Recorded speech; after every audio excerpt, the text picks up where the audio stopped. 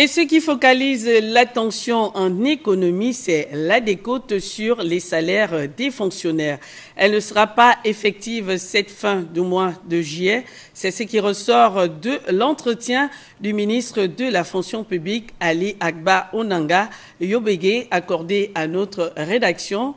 Une annonce qui trouve l'assentiment de quelques syndicats. Les précisons dans ce reportage de Cabrel Guilain Lemami et Branly Timba. Les fonctionnaires membres du syndicat dynamique unitaire, désormais éclairés sur la question de la décote des salaires qui n'aura finalement pas lieu cette fin de mois de juillet. Ces derniers s'exultent et parlent de victoire. La confédération syndicale à laquelle nous adhérons, c'est-à-dire dynamique unitaire, est vent debout contre ces mesures d'austérité. Et c'est certainement ce qui explique que le gouvernement est reculé.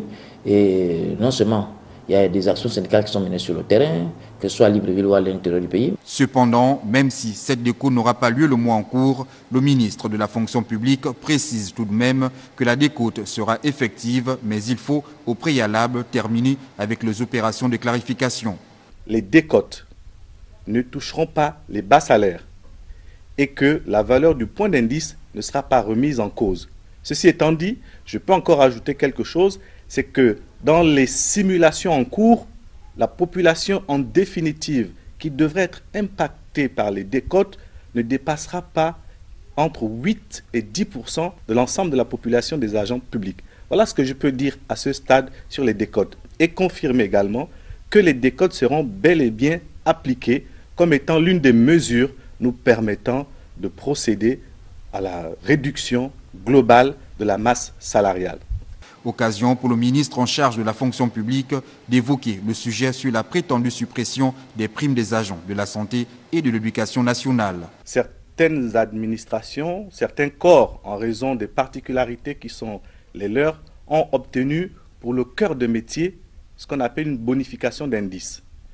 Mais elle n'est accordée que si vous exercez dans le cœur de métier. Je vous prends un cas, et ça a été obtenu pour la santé, l'éducation nationale et l'enseignement supérieur notamment. Ça veut dire quoi? Que si par exemple vous êtes au niveau du ministère de la Santé et que vous êtes médecin, votre cœur de métier c'est d'exercer la médecine. Si vous exercez la médecine, vous avez la bonification. Il se trouve que par ailleurs, vous pouvez être médecin mais que vous n'exercez plus et que vous êtes dans l'administration. À ce moment, bien entendu, la bonification, elle disparaît parce qu'elle n'est accordée que lorsque vous exercez pour le cœur de métier pour lequel la bonification est accordée. Donc, à l'occasion de ces opérations qui sont en cours, nous nous sommes rendus compte qu'il y a des cas de personnes qui, certes dans les ministères, mais n'exercent plus dans le cœur de métier, mais qui continuent à percevoir la bonification. Et donc l'opération consiste à leur retirer cette bonification parce qu'elle ne leur est accordée que seulement dans l'hypothèse où ils exercent dans le cœur de métier. En somme, en attendant donc l'effectivité de la décote des salaires, le gouvernement met en avant l'opération d'identification des agents publics. Celle-ci est en cours depuis le 17 juillet dernier et ne concerne que les fonctionnaires de la province de l'Estuaire.